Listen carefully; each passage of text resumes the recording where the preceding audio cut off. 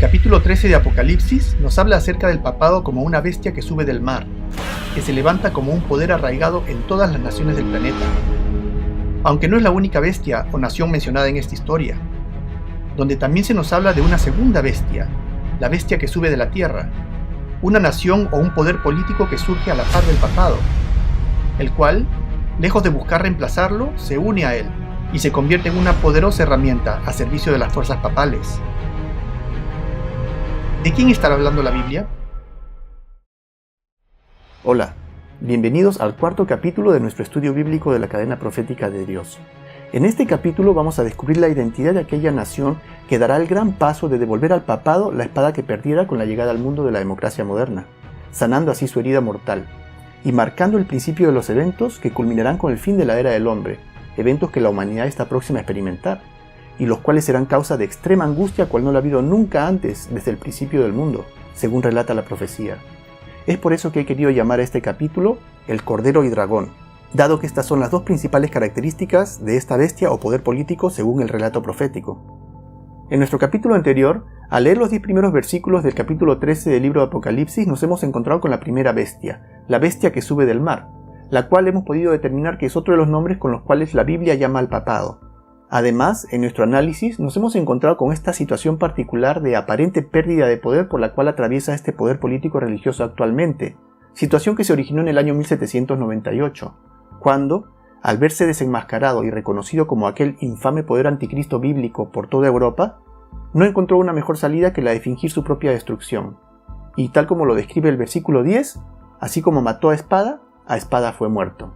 Entonces tenemos una fecha, 1798, cuando ocurre la herida mortal, y punto de partida de esta etapa profética. Y es ahora cuando la historia se pone más interesante, cuando surge esta otra bestia, esta vez no en reemplazo de la primera, sino para ayudarla. Apocalipsis capítulo 13 versículo 11 dice: «Después vi otra bestia que subía de la tierra». Ahora, si como sabemos en lenguaje profético una bestia en todos los casos representa a una nación o imperio, ¿o no? ¿Es el león una nación? ¿Es el oso una nación?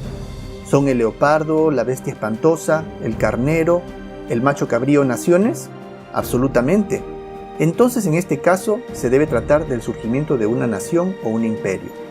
El estudioso bíblico Adam Clarke escribe en su libro Comentarios sobre la Santa Biblia, hace más de un siglo y medio: así como ya ha sido establecido que una bestia es el símbolo de una nación o imperio, el surgimiento de esta segunda bestia debe representar consecuentemente el surgimiento de otro imperio. Entonces esa va a ser su característica número 1. La bestia que sube de la tierra es una nación o un imperio. Característica número 2. El método de estudio de profecía que estamos utilizando nos permite establecer claramente el momento histórico en que este imperio aparecería o surgiría. Y tenemos la secuencia clara. Comenzamos con el león, Babilonia, tenemos al oso, los medos y persas, tenemos Grecia, que es el leopardo, seguido por la bestia espantosa que es Roma bajo la faceta del imperio romano, tenemos los 10 cuernos que son Roma dividida, luego tenemos el cuerno pequeño que es lo mismo que la bestia que surge del mar, ¿recuerdan? Que lo corroboramos de 3 maneras diferentes en el capítulo anterior, y este cuerno pequeño o bestia que surge del mar domina ¿por cuánto tiempo? Por 1260 años, comenzando en el año 538 y hasta el año 1798, cuando este cuerno pequeño o bestia pone fin a su dominio indisputado sobre Europa, al recibir la herida mortal y ser puesto en cautiverio. Y luego, inmediatamente después que esta bestia recibe la herida mortal y es puesta en cautiverio, es que surge esta bestia de la tierra. Entonces pregunto, ¿cuándo podríamos esperar que surja esta nación o imperio en el flujo profético? Tendría que ser inmediatamente después, o alrededor de ¿qué año? Del año 1798, ¿cierto? Tenemos entonces que buscar una nación que surge alrededor del año 1798. Esta consecución se evidencia cuando leemos los versículos 10 y 11 seguidos, que dicen refiriéndose a la bestia que surge del mar, refiriéndose al papado o al cuerno pequeño: aquel que llevó en cautiverio, irá en cautiverio. Aquel que mató a espada debe ser muerto. Aquí está la paciencia y la fe de los santos. Aquí el versículo 10 habla acerca de la herida mortal y el cautiverio del papado que ocurrió en 1798. Y el versículo inmediato, el 11, habla de la segunda bestia que surge de la tierra. Notemos lo que dice, después ¿qué es lo que después indica? Esto pasa y después esto sigue. Después vi otra bestia que subía de la tierra, y tenía 2 cuernos semejantes a los de un cordero, pero hablaba como dragón. Entonces esta nación tiene que surgir alrededor del año 1798, porque tenemos una cadena de eventos acá. El reformador John Wesley, en sus notas sobre Apocalipsis 13, escribió en 1754, ojo, antes de la herida mortal de 1798, dice acerca de la bestia de 2 cuernos, aún no ha llegado, aunque no puede estar lejos, porque debe aparecer al final de los 42 meses de la primera bestia. Como podemos ver, los reformadores tenían claramente identificado a Roma como el poder anticristo, y lo tenían vigilado, y decían, esta otra bestia no puede estar muy lejos. La hipótesis que voy a plantear es que esta segunda bestia es los Estados Unidos de América.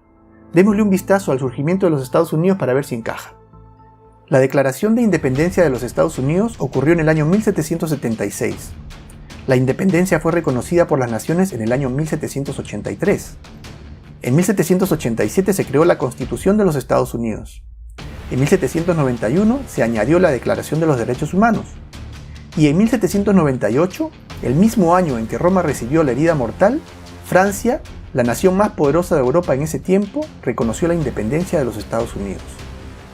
Entonces, la misma nación que le dio al papado la herida mortal, en el mismo año, reconoce la independencia de los Estados Unidos. Interesante. Hablemos sobre la tercera característica. La Tierra debe representar un área de planeta escasamente poblada, porque si, como sabemos, en lenguaje profético el mar representa pueblos, muchedumbres, naciones y lenguas, ¿recuerdan? ¿Qué puede representar la Tierra? Un lugar donde no hay pueblos, muchedumbres, naciones y lenguas. Y vi otra bestia. Ya sabemos que se refiere a una nación o poder político, surgiendo de una región del planeta donde no hay pueblos, muchedumbres, naciones y lenguas.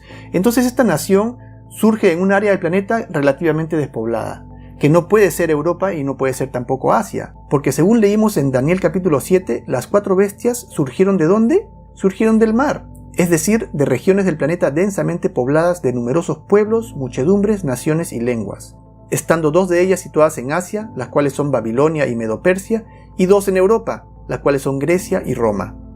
Y podemos ver que no hay vientos o conflicto involucrados en el surgimiento de esta nación, como fue el caso de las bestias anteriores, donde el oso conquista o devora al león, el leopardo conquista al oso, y cada bestia surge tras haber conquistado a la anterior, sino que en este caso esta bestia simplemente surge, pacíficamente.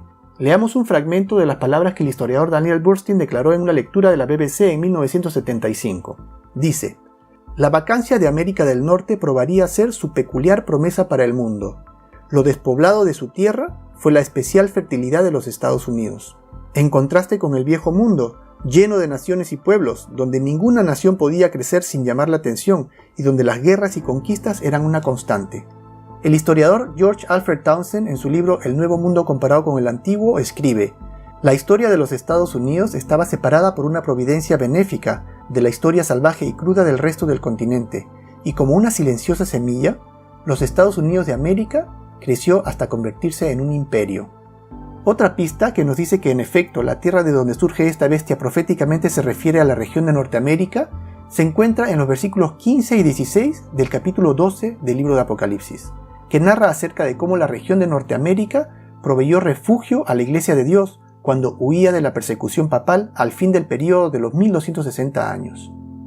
Apocalipsis capítulo 12 versículos 15 y 16 dicen: y la serpiente arrojó de su boca tras la mujer agua como un río, para que fuese arrastrada por el río. Pero la tierra ayudó a la mujer, pues la tierra abrió su boca y tragó el río que el dragón había echado de su boca.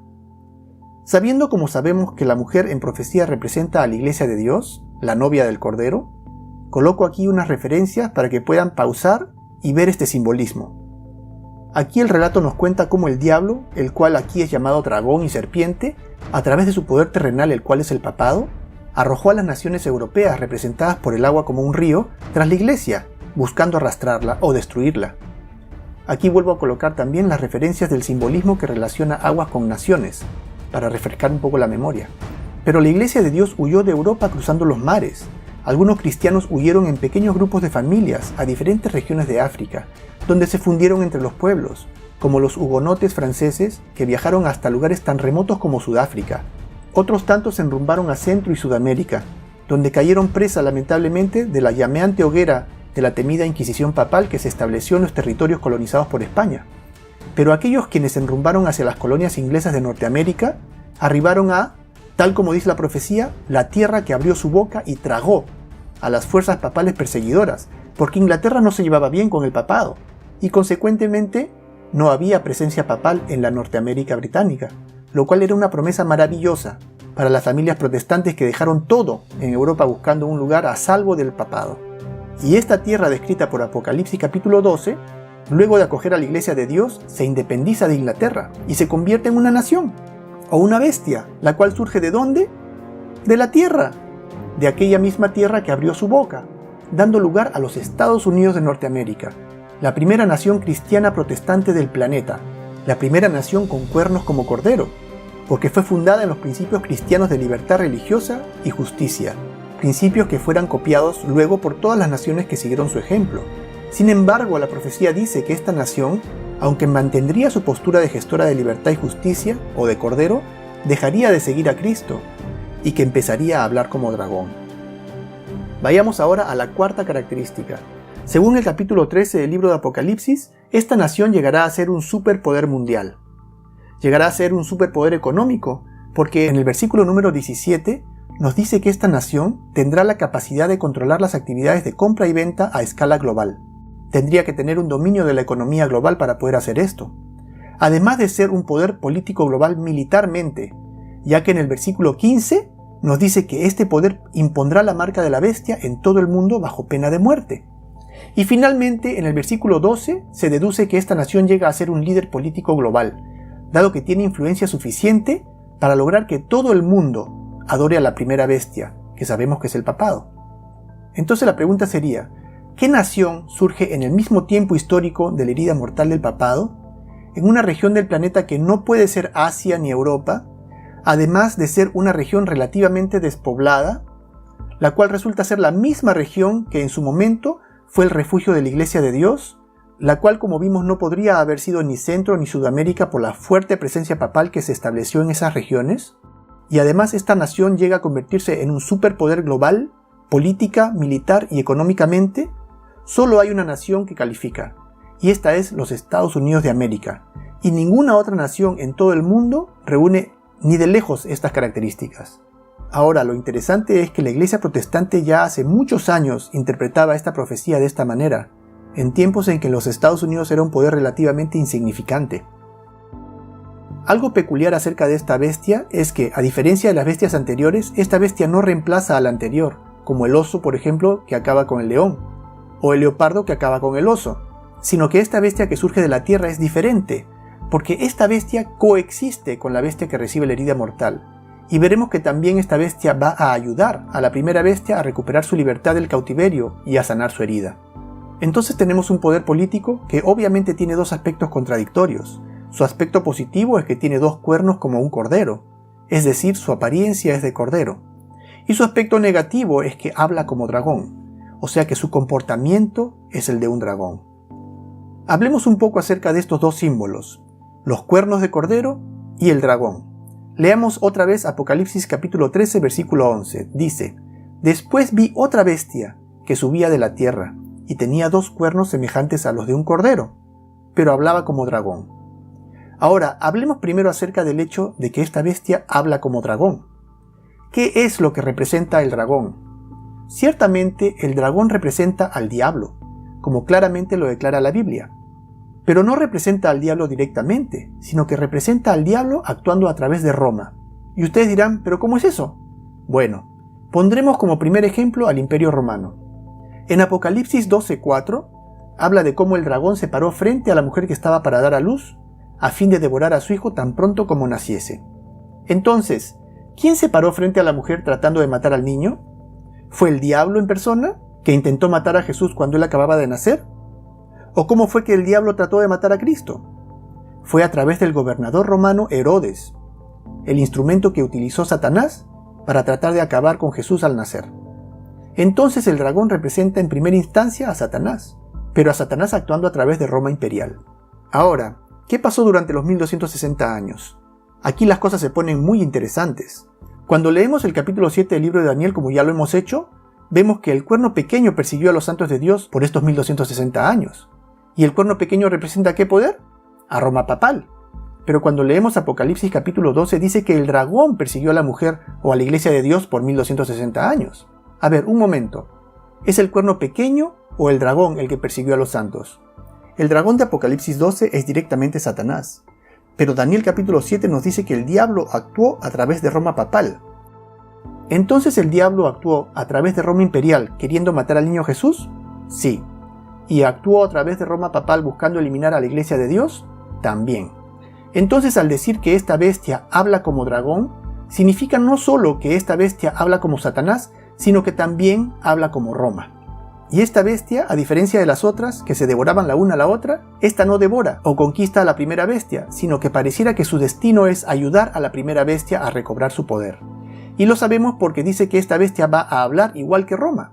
Es decir, que ambas bestias van a actuar de la misma manera, en conjunto. Aunque, al leer el versículo 12 del capítulo 13, dice refiriéndose a la bestia de la tierra, y ejerce toda la autoridad. ¿De quién?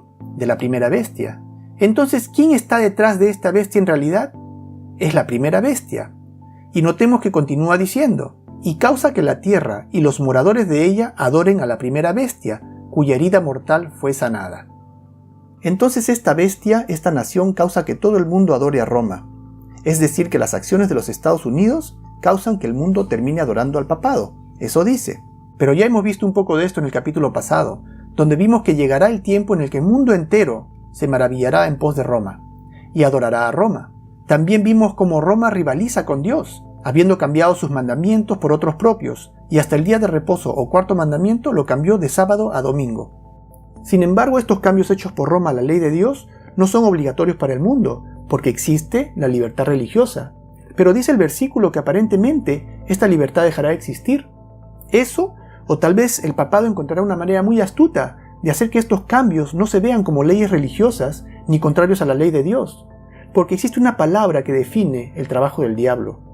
Lo que vimos en el capítulo anterior, ¿recuerdan? ¿Cuál es esta palabra? Se llama engaño. Y es muy importante que tomemos en cuenta este aspecto. También hace grandes señales, de tal manera que aún hace descender fuego del cielo a la tierra delante de los hombres, el fuego más mortífero que el ser humano haya conocido, el cual los Estados Unidos hizo descender del cielo el 6 y 9 de agosto de 1945 sobre las ciudades japonesas de Hiroshima y Nagasaki durante la Segunda Guerra Mundial, maravillando al mundo entero. ¿Recuerdan? Y engaña a los moradores de la tierra. Entonces esta nación va a usar un espíritu de engaño, con las señales que se le ha permitido hacer en presencia de la bestia, o en nombre de la bestia.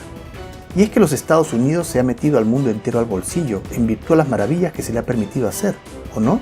Las cuales hace por encargo de la primera bestia, del papado, y gracias a las cuales engaña a los pobladores de la tierra. Eso dice, ¿no? Entonces todo lo que proviene de los Estados Unidos de América, los potentes deleites que todo el mundo recibe de esta nación, ¿es parte de un engaño? ¿Y qué es lo que un engaño hace? Desvía de la verdad, o crea confusión. Muy interesante. Y a este espíritu ya lo podemos ver.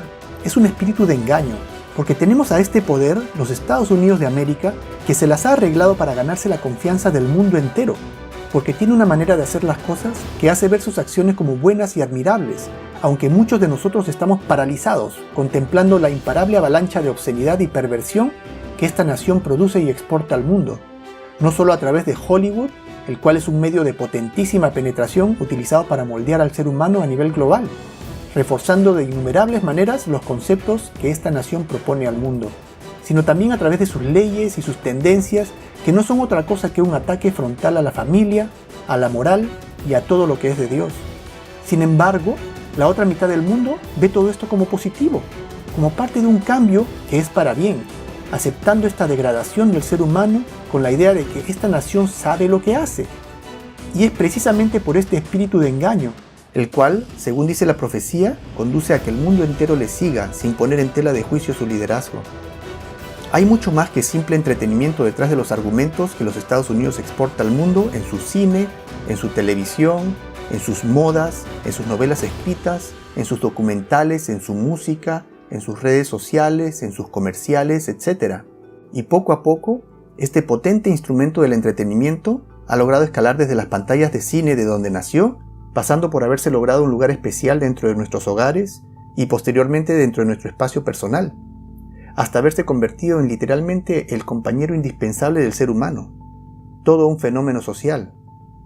Pero su viaje aún no ha terminado, porque su destino está en nuestras mentes, y es allí donde irá. Y así como todo lo que proviene de los Estados Unidos lo hemos aceptado sin dudar, de seguro también aceptaremos este siguiente paso, la integración de la computadora con la mente, lo que en inglés se llama Brain-Computer Interface, o interfase cerebro-computadora. ¿Lo dudan? No se preocupen, ya lo podrán ver, y de seguro usar. Y así prácticamente todos llenamos nuestro bagaje cultural en base a lo que vemos en sus películas, documentales, noticias, etc. Y así somos engañados, porque de una manera muy cuidadosa, las agendas son presentadas al mundo con años y hasta décadas de anticipación. La agenda gay, por ejemplo, ¿desde cuándo la hemos visto? Desde hace mucho tiempo, ¿cierto? De tal manera que para el presidente Barack Obama no fue para nada difícil encontrar una gran acogida a su propuesta del matrimonio gay, no solo en los Estados Unidos, sino en todo el mundo.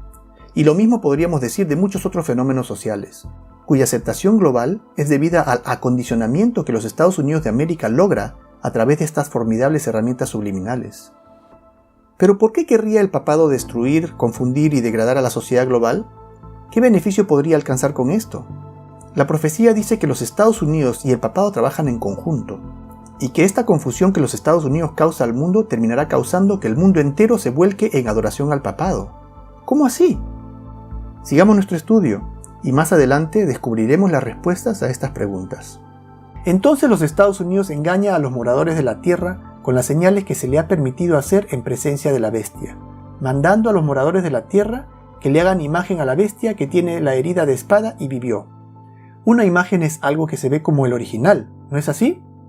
Si yo me miro al espejo, ¿qué es lo que veo? Veo una imagen, algo que se ve como yo. Entonces los Estados Unidos convence a sus legisladores que lo conviertan en una imagen de la bestia que tenía la herida mortal, de Roma. ¿Y cómo era Roma? Roma era un poder político religioso que utilizó la fuerza para imponer sus falsas doctrinas, ¿no es así? Ahora, ¿qué sería si la segunda bestia se convierte también en un poder que fuerza su doctrina a todo el mundo? Doctrina que no es propia, sino de la primera bestia, de Roma. ¿No es eso lo que dice el versículo? Y tenía poder para dar vida a la imagen de la bestia, para que la imagen de la bestia hablara, y causara que todos los que no adoraran a la imagen de la bestia fueran asesinados.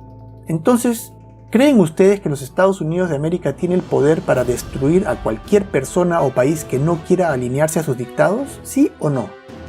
Yo creo que sí. No solamente tiene el poder de hacerlo, sino que ya estamos acostumbrados a verlo. Tan solo dando un vistazo al Medio Oriente, como uno tras otro los países son completamente obliterados y literalmente reducidos a escombros por los Estados Unidos. Y con buenas razones, ¿cierto? Bueno, el hecho es que, sean buenas razones o no, sean razones verdaderas o no, el mundo vive expectando el despliegue del poder bélico de los Estados Unidos y aceptando su agresión, pero no solamente en virtud de las razones presentadas, sino porque también somos condicionados a hacerlo a través de las herramientas subliminales con las que este poder cuenta, las cuales nos son introducidas a nivel subconsciente. ¿Cuántas películas de cine hemos visto donde el enemigo es identificado con el Medio Oriente? ¿Coincidencia? Y no solamente en el aspecto bélico es que el mundo entero es empujado a aceptar las decisiones y doctrinas que esta nación produce, sino en virtualmente todo ámbito de la sociedad, al punto que el mundo entero vive su propio sueño americano fuera de América. ¿Es así o no? Y esta es la verdadera globalización, una liderada por los Estados Unidos de América, quien nos moldea prácticamente desde el principio de nuestras vidas, cambiando nuestra mentalidad, de manera que no es sorprendente que luego este mismo mundo que vive anhelando el estilo de vida que los Estados Unidos propone, acoja con brazos abiertos toda nueva norma que esta nación produzca. Entonces una bestia se comienza a parecer a la otra, comienza a constituirse en imagen de la otra. ¿No es interesante que hasta en la arquitectura una es imagen de la otra? ¿Cómo el Papa cambiará el mundo? Esquire Magazine. ¿Él realmente lo hará? Este fue el Papa más carismático de todos los tiempos, y el presidente estadounidense Ronald Reagan fue el primero que empezó firmando un tratado que contradecía la Constitución de los Estados Unidos de separación de Iglesia y Estado. Harry Truman hizo el intento previamente, pero en 1952 retrocedió rápidamente cuando los protestantes estadounidenses estallaron en furia contra su plan de extender el reconocimiento diplomático al Vaticano. Interesante como una noticia como esta, que nos muestra el rechazo del protestantismo norteamericano frente al intento del presidente Truman de borrar la línea divisoria entre Estado e Iglesia, bajo una óptica desinformada podría simplemente mostrarnos a un grupo de desadaptados protestando sin ninguna razón de peso. Sin embargo, bajo la óptica bíblica, nos muestra cómo gente con conocimiento de la importancia que decisiones como esta conllevan, rechaza enérgicamente el intento del presidente Truman o del gobierno norteamericano, del Estado norteamericano, de acercarse al papado. Con justa razón, ¿o no? Pero Ronald Reagan, no hay problema. Él lo hizo. Santa Alianza, dice la noticia. Solo el presidente Reagan y el Papa Juan Pablo II estuvieron presentes en la biblioteca del Vaticano ese día. Uno de sus primeros objetivos como presidente, dijo Reagan, era reconocer al Vaticano como Estado y convertirlo en un aliado. Interesante. Leamos Apocalipsis capítulo 13, versículo 16, hablando acerca de la segunda bestia. Dice, «Y hacía que a todos, pequeños y grandes, ricos y pobres, libres y esclavos, se les pusiese una marca en la mano derecha o en la frente». ¿De quién es esta marca? Es la marca de la bestia. ¿Estamos comprendiendo lo que dice esta profecía? ¿Cuál es el destino de esta segunda bestia que surge de la tierra? Todo lo que hace está en relación a restaurar la libertad y restaurar la espada de la primera bestia. Revisemos. Primero, habla como dragón, Roma. Segundo, ejerce toda la autoridad de la primera bestia. Todo lo que hace es complacer a la primera bestia. Hace a todos adorar a la primera bestia. Se convierte en una imagen de la primera bestia e impone la marca de la primera bestia. Entonces el destino de esta nación es ser el instrumento de Roma para recuperar la espada y recuperarse de la herida mortal que recibiera en 1798. ¿Está claro hasta aquí? Esto es bíblico, no estamos especulando aquí. Ahora vamos a hablar de los dos cuernos como cordero de los cuales habla el versículo. Vayamos a nuestras Biblias a Daniel capítulo 8, versículo 3, donde vamos a encontrar el más cercano paralelo a este escenario. Daniel 8:3 dice, «Alcé los ojos y miré, y he aquí un carnero que estaba delante del río, y tenía 2 cuernos». Entonces aquí tenemos también una bestia con 2 cuernos. Y aunque los 2 cuernos eran altos, uno era más alto que el otro, y el más alto creció después. A este carnero ya lo hemos conocido en el capítulo 1 de este estudio bíblico. ¿A quién representa este carnero que tiene 2 cuernos? ¿Recuerdan? Bueno, en realidad no tenemos ni que recordar ni que adivinar, porque yendo al mismo capítulo 8, versículo 20, nos dice lo que este carnero de 2 cuernos representa. Dice, «En cuanto al carnero que viste, que tenía 2 cuernos, estos son los reyes de Media y de Persia». Como ya nosotros hemos visto, reyes y reinos son usados indistintamente en profecía. Entonces podemos decir que este carnero era la nación de Medo-Persia, una nación en la cual coexistían los reinos de Media y de Persia. Ahora yo pregunto, ¿será que la bestia de Apocalipsis también es una nación compuesta de 2 reinos? ¿Sí? Pero algo muy interesante acerca de estos 2 cuernos es que estos 2 cuernos en la cabeza de la bestia de Apocalipsis 13:11 son 2 cuernos como de cordero. En el libro de Apocalipsis, el cordero es invariablemente símbolo de Jesucristo. Es usado 29 veces y todas las veces se refiere a Cristo. Entonces estos 2 cuernos deben ser 2 reinos que Jesús, el cordero, reconoció que coexisten en una nación. Vayamos a Mateo capítulo 22, de 19 a 21. Aquí es cuando le preguntan a Jesús acerca de si está bien pagar tributo al César. Y Jesús le responde, «Mostradme la moneda del tributo». Y ellos le presentaron un denario. Entonces él dijo, «¿De quién es esta imagen y la inscripción?». Es decir, les preguntó, «¿De quién es esta cara y el nombre acuñado en esta moneda?». Le dijeron, «De César». Y les dijo, «Dad pues a César lo que es de César y a Dios lo que es de Dios». ¿Cuántos reinos entonces reconoció Jesús? Él reconoció 2 reinos, el reino de Dios y el reino de César, o el poder civil y el poder religioso. Ahora, ¿cuál es el reino de Cristo en la tierra? Es la iglesia, pero también está el otro reino que es el gobierno civil. Voy a ilustrar esta separación de poderes con un ejemplo. ¿Tiene o no todo cristiano una obligación financiera hacia Dios? Claro que sí, se llama el diezmo. ¿Y tiene o no toda persona una obligación financiera con respecto al César o al gobierno civil? Por supuesto que sí. No nos encanta, pero está allí y se llama los impuestos. Entonces tenemos una obligación con Dios y otra con el gobierno. y reconocemos que son dos reinos diferentes. Ahora, ¿sería apropiado que el gobierno tomara para sí dinero de las arcas de la Iglesia? No lo es. Ni tampoco lo sería de la manera inversa, que la Iglesia tomara para sí dinero de las arcas de los impuestos del gobierno. Y no solamente es inapropiado, sino es inconstitucional, porque hay un grupo de leyes bien establecidas acerca de la separación de Iglesia y Estado. Y esta separación se hace más evidente conociendo que la Iglesia está exenta de pagar impuestos de lo que recibe de sus feligreses a ningún gobierno. Y es que la separación de Iglesia y Estado es de suma importancia y requisito fundamental para poder asegurar la libertad religiosa, dado que invariablemente, todas las veces que el Estado ha intervenido en asuntos eclesiásticos, el resultado ha sido muy negativo. Jesucristo fue crucificado por el trabajo en conjunto entre las autoridades eclesiásticas judías y el poder civil romano, bajo el mando de Poncio Pilato, y estas mismas autoridades eclesiásticas judías se valieron repetidas veces del poder civil romano buscando eliminar a los apóstoles de Jesús, como podemos extraer del libro bíblico Hechos de los Apóstoles.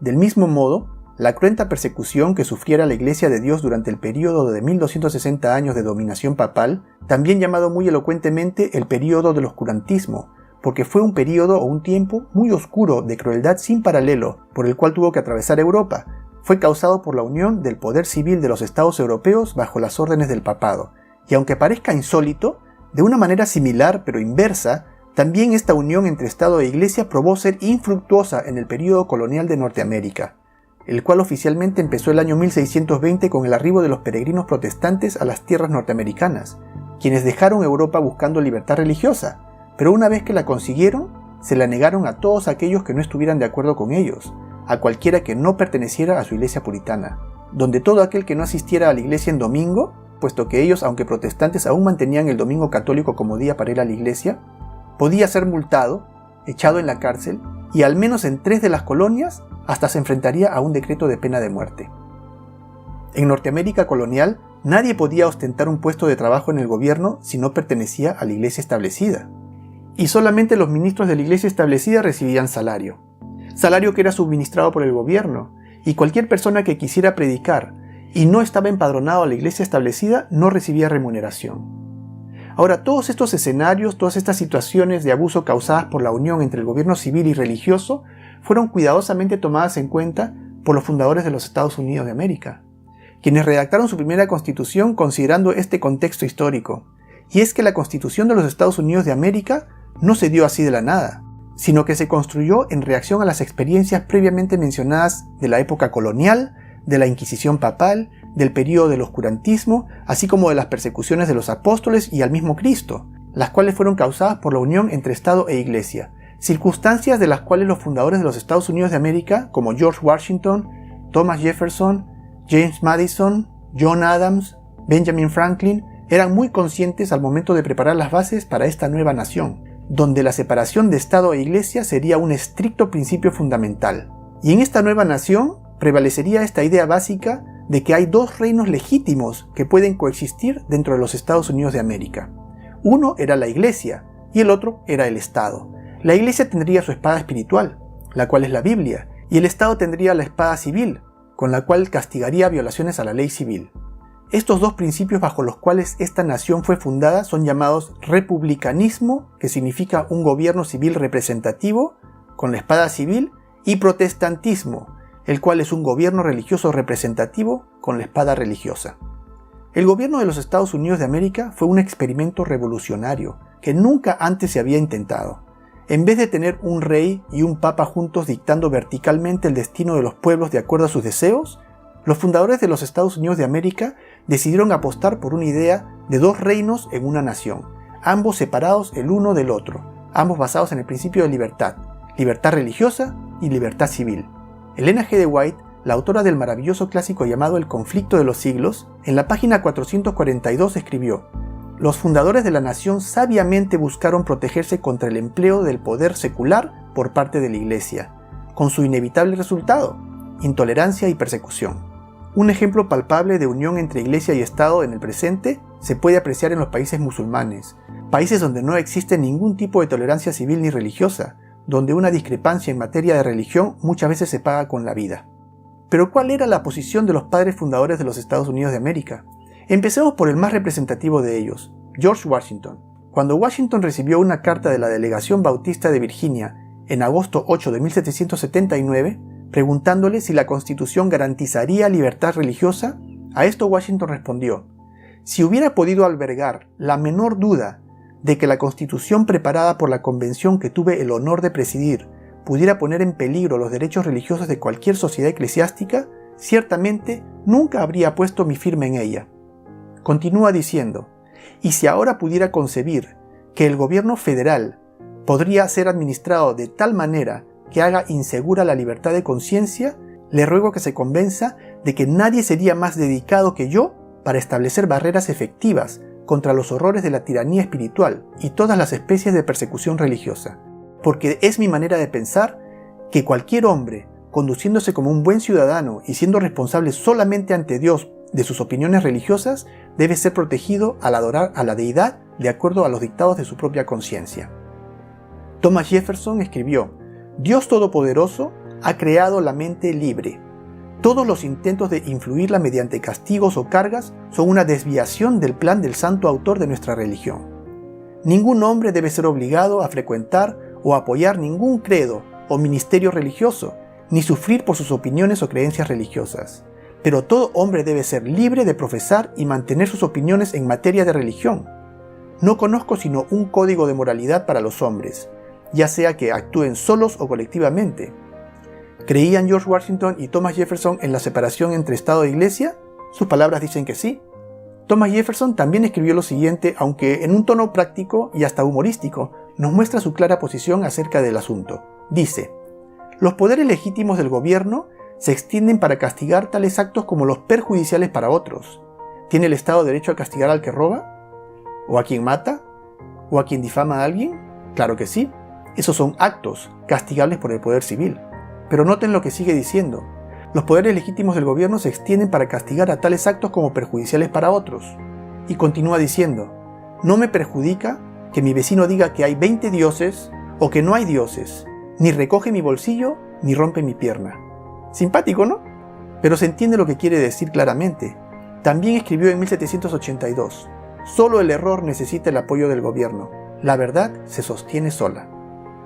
Otro de los padres fundadores de los Estados Unidos, James Madison, a quien se le reconoce como el cerebro detrás de la Constitución de los Estados Unidos de América, escribió: no hay la mínima sombra de derecho en el gobierno federal de interferir con la religión. Su menor interferencia sería la más flagrante usurpación.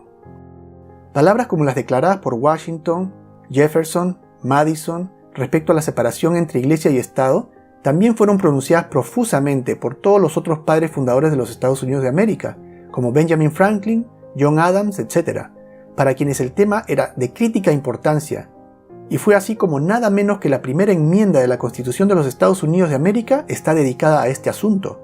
Y es aquí donde vamos a encontrar los dos cuernos como cordero, porque esta enmienda garantiza libertad civil y libertad religiosa, y los separa el uno del otro. Leamos la primera enmienda.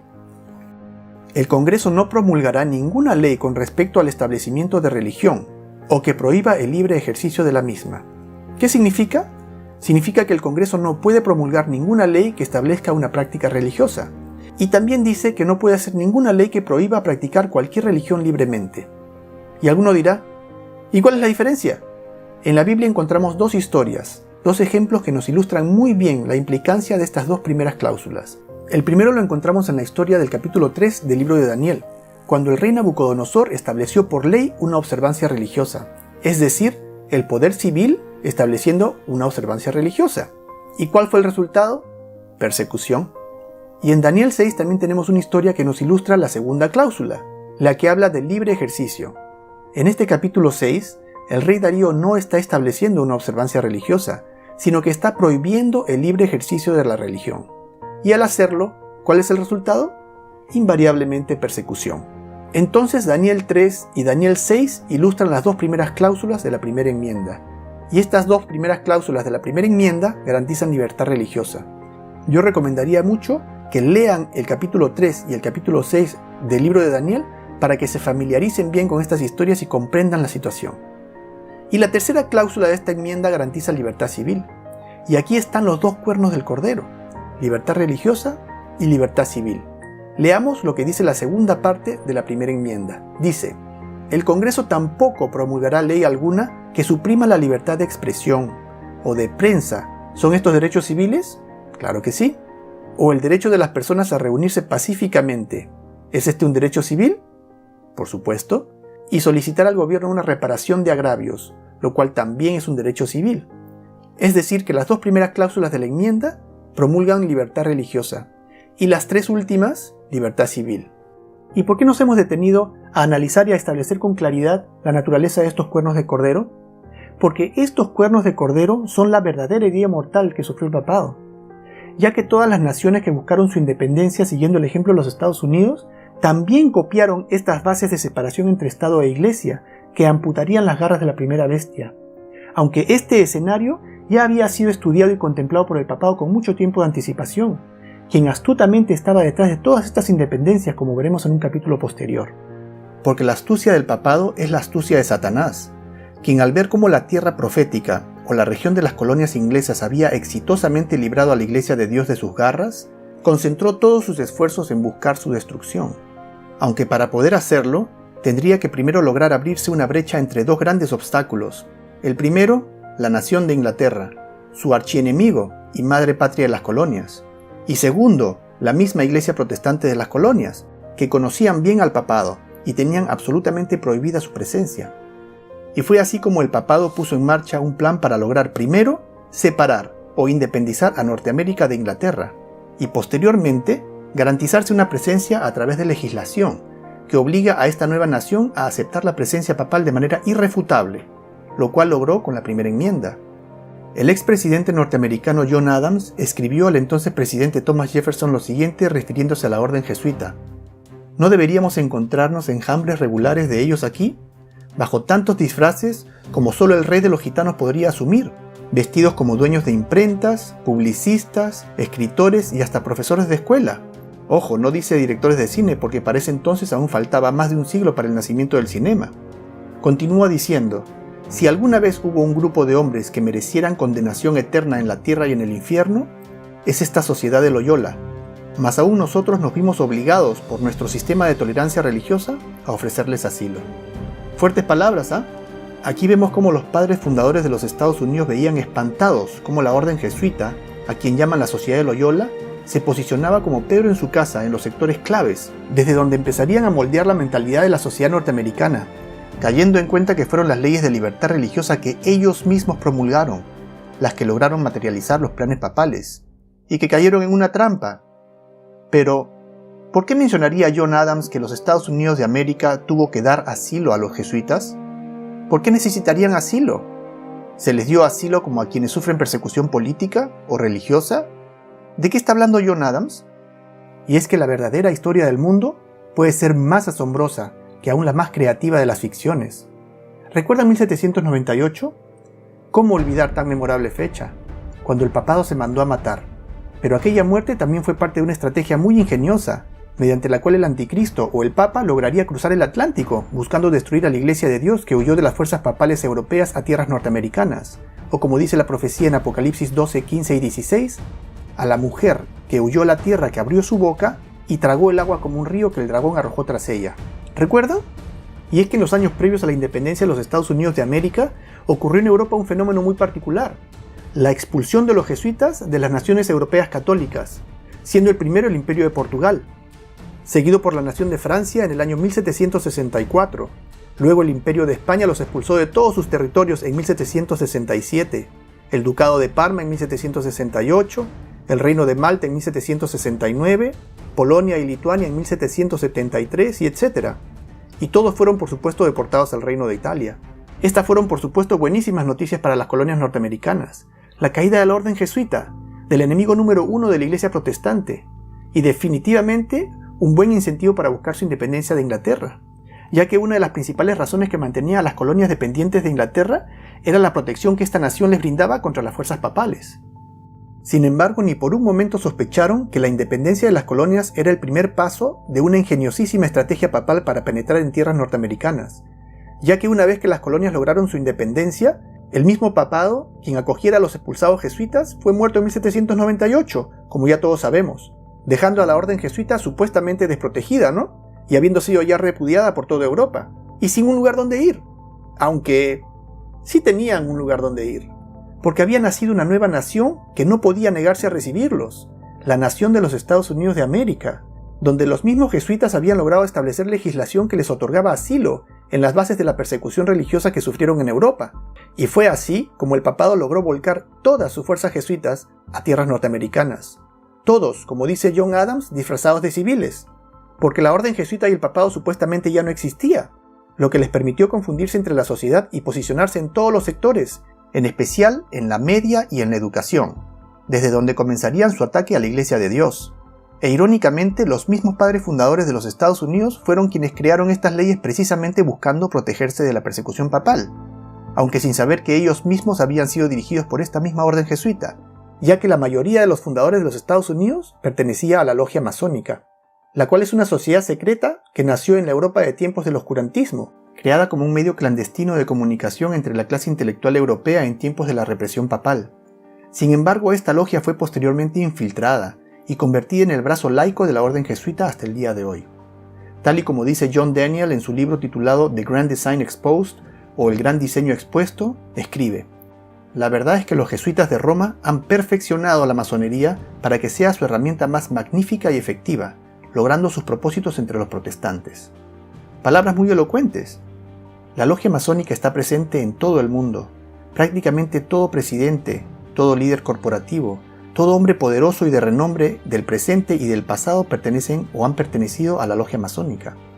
Artistas, petroleros, líderes religiosos, científicos, directores de cine, astronautas, aquellos cuyos roles fueron de tiranos, así como aquellos quienes se les opusieron, aun aquellos que ante el mundo son enemigos irreconciliables.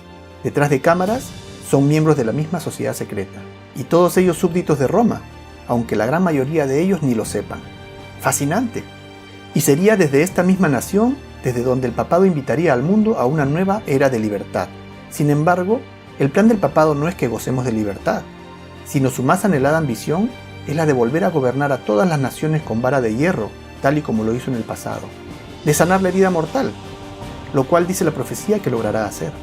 Y es precisamente aquí donde entra el engaño de los Estados Unidos, cuyo trabajo de seducción lleva al mundo en un tren de libertinaje que pareciera que no encontrará límites, donde toda desviación es presentada, justificada y glorificada, explotando todo argumento que justifica el pecado, donde se glorifica al que asesina, al que roba, al que miente, al adúltero, confundiendo todo orden, derogando toda regla, destruyendo todo principio moral, justificando todo engaño, además de promover una exagerada lascivia y vanidad, un consumismo irresponsable y destructivo, y una competencia despiadada y egoísta que nos esclaviza a un materialismo descontrolado, cuyos efectos ya son bastante notorios en la salud del planeta.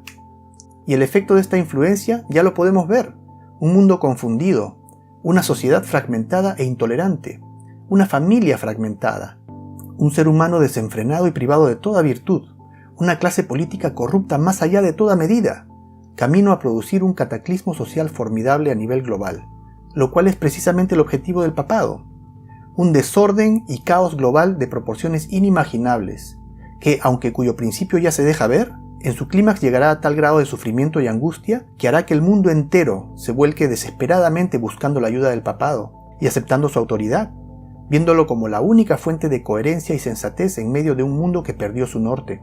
Y así probaría ante el mundo que aquella separación de la Iglesia Católica de la cual nació el protestantismo y consecuentemente la democracia moderna fue un gran error, que las naciones son incapaces de manejar esta libertad y que el mundo fue un mejor lugar mientras el papado gobernaba, siendo que los mismos pobladores del mundo serán los que sanen la herida mortal del papado y le devuelvan el poder que perdió. ¿Qué les parece? Un plan muy astuto. Ahora la pregunta que todos tenemos en la punta de la lengua: ¿cómo podría los Estados Unidos de América pasar por encima de sus principios más fundamentales y sagrados, que sostienen su misma esencia? Eso es algo muy difícil de creer. No los Estados Unidos, el estandarte de justicia mundial. Ahora yo tengo una pregunta más. ¿Cómo puede ser que una bestia que tiene 2 cuernos como cordero termina hablando como dragón? Es igual de contradictorio, porque esta es una nación contradictoria. Esta es una nación que contradice su propia profesión, que con sus acciones hará lo opuesto a lo que profesa con sus principios fundamentales.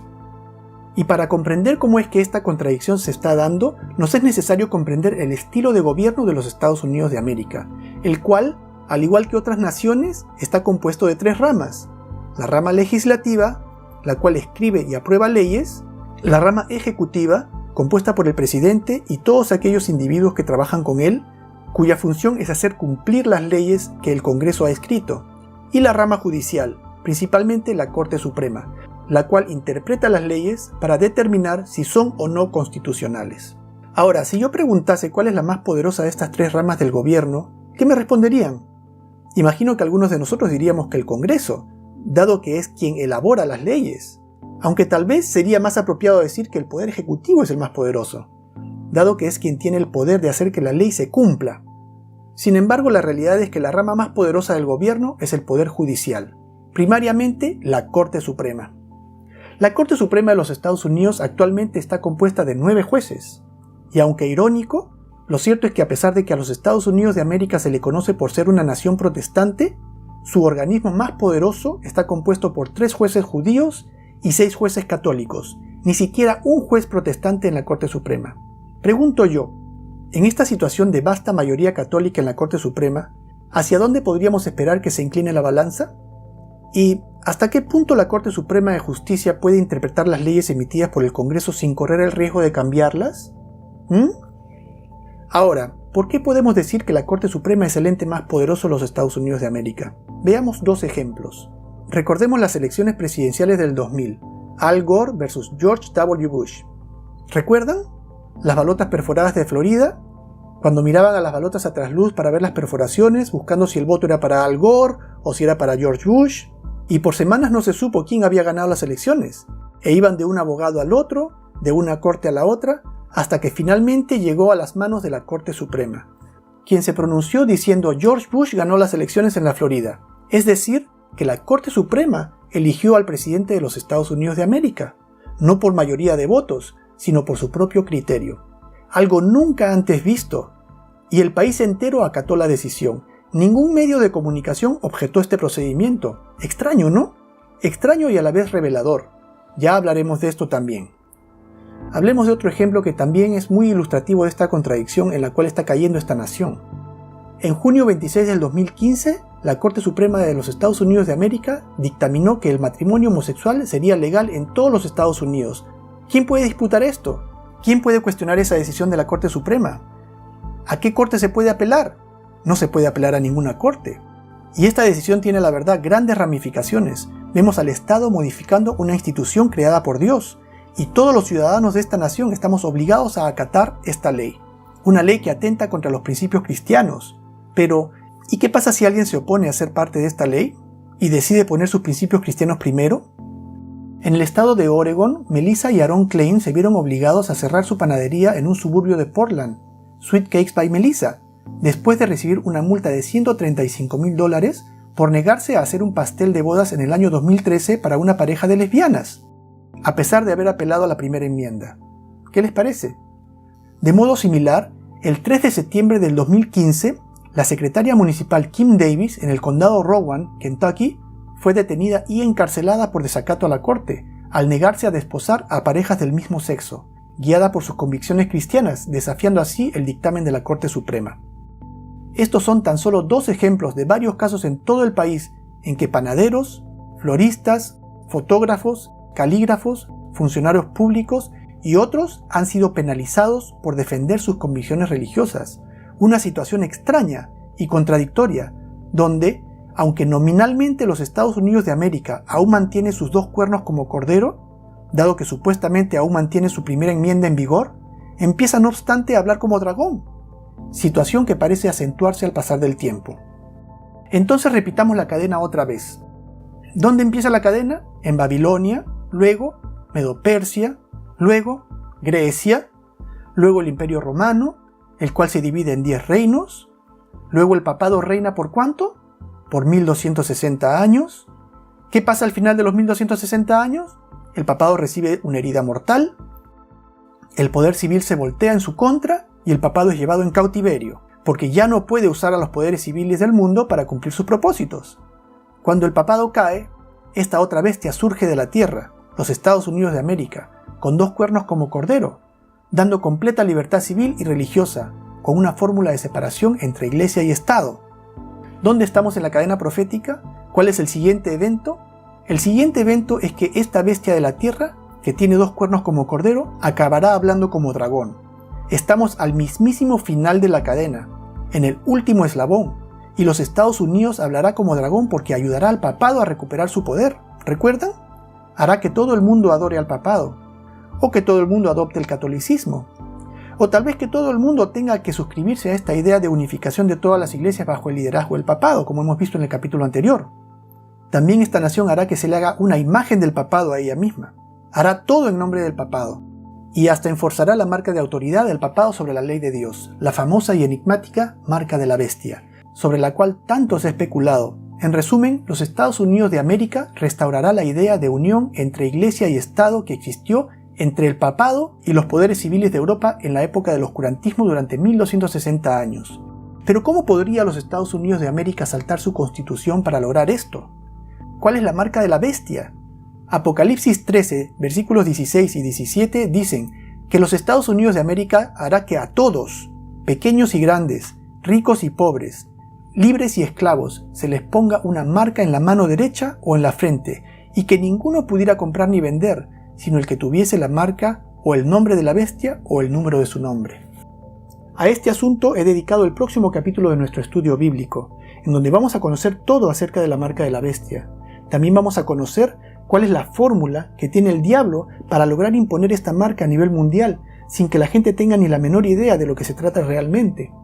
Y muy importante, también vamos a saber qué tan cerca estamos de que se dé esta situación. Y les puedo garantizar que van a quedar profundamente sorprendidos al conocer la respuesta a estas preguntas, y se maravillarán al darse cuenta de las circunstancias que está atravesando el mundo realmente, que pasan desapercibidas para todos. Y muy importante y más importante de todo, conocerán una prueba contundente más de que la Biblia es en efecto la palabra infalible del Dios viviente, que declara el fin desde el principio. Entonces no esperemos más y pasemos al 5º capítulo de nuestro estudio bíblico. Muchas gracias. Si este video ha sido de ayuda para ti y quisieras que otras personas conozcan esta poderosa verdad, por favor asegúrate de hacer saber que te gusta, coméntalo y comparte este video. Este video es parte de un estudio bíblico de la cadena profética de Dios, y yo quisiera animarte que veas toda la serie de este estudio haciendo clic en el enlace de la derecha. Y asegúrate de suscribirte en este canal si todavía no lo has hecho. Veamos entonces el siguiente capítulo de nuestro estudio bíblico. Muchas gracias.